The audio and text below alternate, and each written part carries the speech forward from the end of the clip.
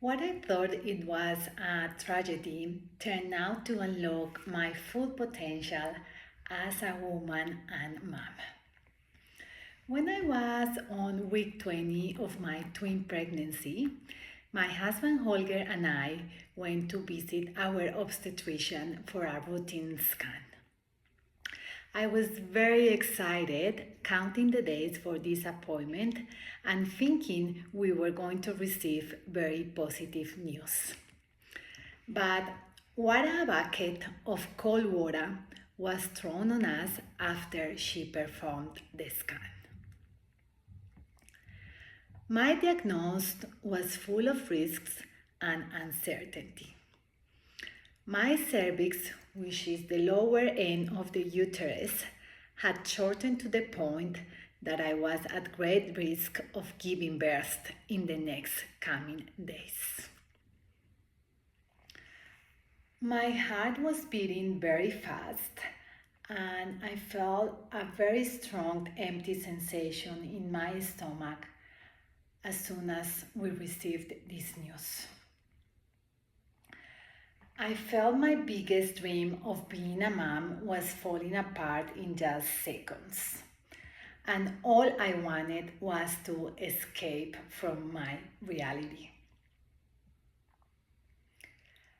I was immediately hospitalized in preparation for a surgery the next day where my cervix was going to be stitched up to prevent an early labor. I was put on a bed with my legs inclined, and I was told that I could only strictly stand up to the toilet and that I was going to remain under strict bed rest for the rest of my pregnancy, hopefully for the next 4 months. As soon as the nurse left the room, I started crying. I felt great fear, shame, and guilt. Very quickly, I got lost in a dark cloud of negative thoughts about the future and everything that could go wrong. Somehow, in the midst of this dark cloud, I started remembering about a serious health situation my dad went through years before when he was diagnosed with a stage 4 stomach cancer. Despite all the obstacles he faced, he never lost his positive spirit and determination to give his very best.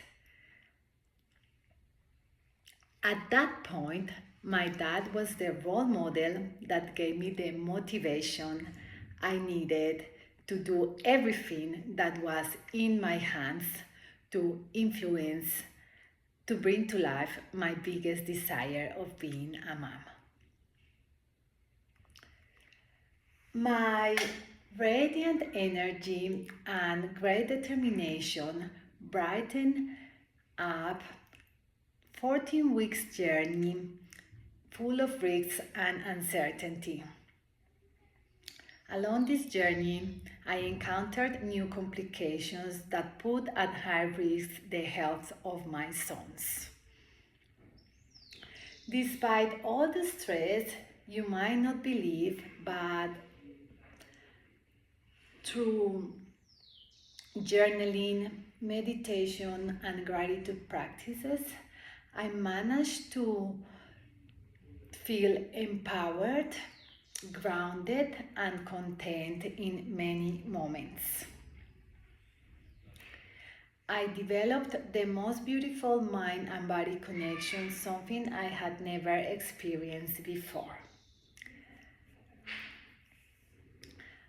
Along this journey, I learned to understand the seasons of life, something that we experience as parents every day. Parenting takes us through all 4 seasons. In the summer days of my pregnancy, I was right there in love. I was very much enjoying and appreciating the small things in life. For example, seeing the sunshine from my hospital room and sharing a meal with my husband at the end of the day. During winter days, fearful thoughts about stillbirth, childbirth defects were surrounding my hospital room. I used to feel disempowered, and self judgment was quite often running the show. For example, I used to feel guilty at thinking that my cervix complication had something to do with the high stress I was experiencing at work during my first trimester.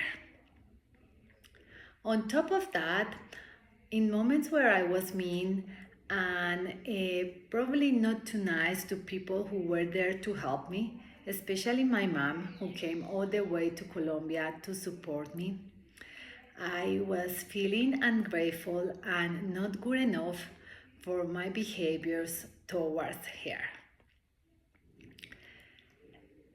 Long story short, after 14 weeks being hospitalized under strict bed rest, where I only could walk a couple of steps a day, and where I will confess I only used to take 2 showers a week to avoid putting pressure to my cervix, I was immensely rewarded with the most precious gift in life, two healthy and strong boys called Max and Jonas.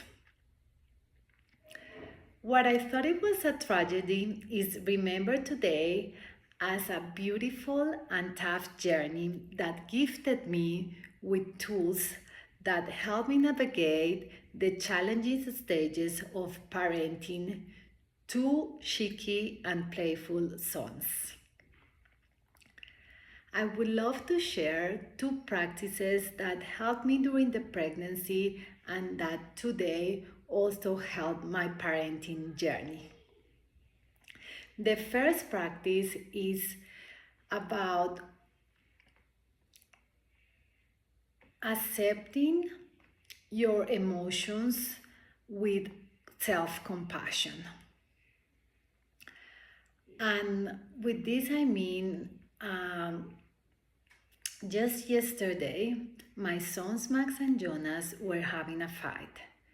Jonas was saying very nasty things to Max, like, "You're ugly, I hate you, you are silly." And while they were fighting, I was completely boiling inside and about to react and punish Jonas.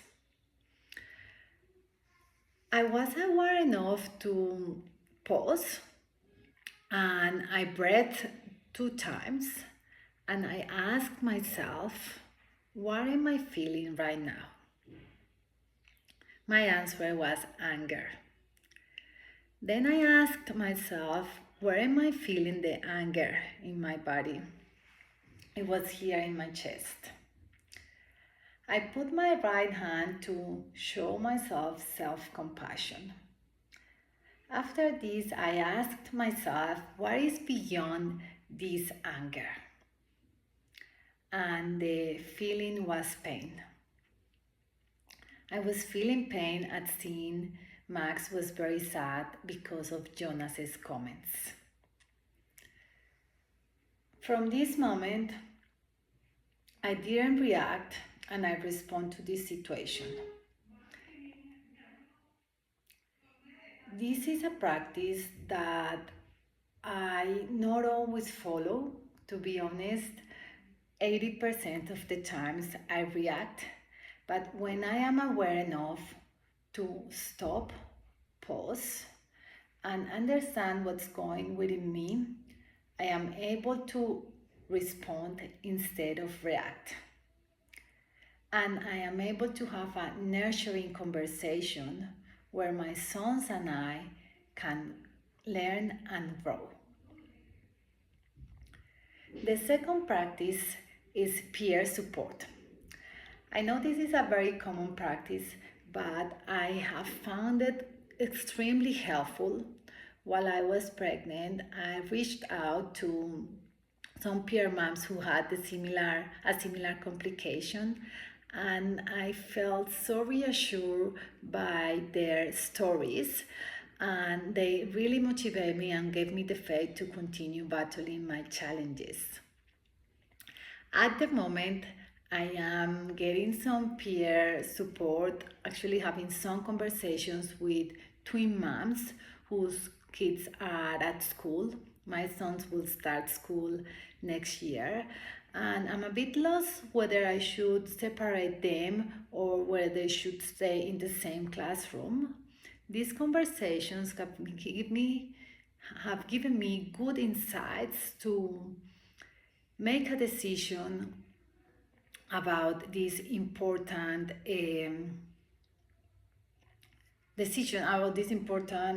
aspect. And I learned that we are not meant to do it alone, and that's why peer support is so important.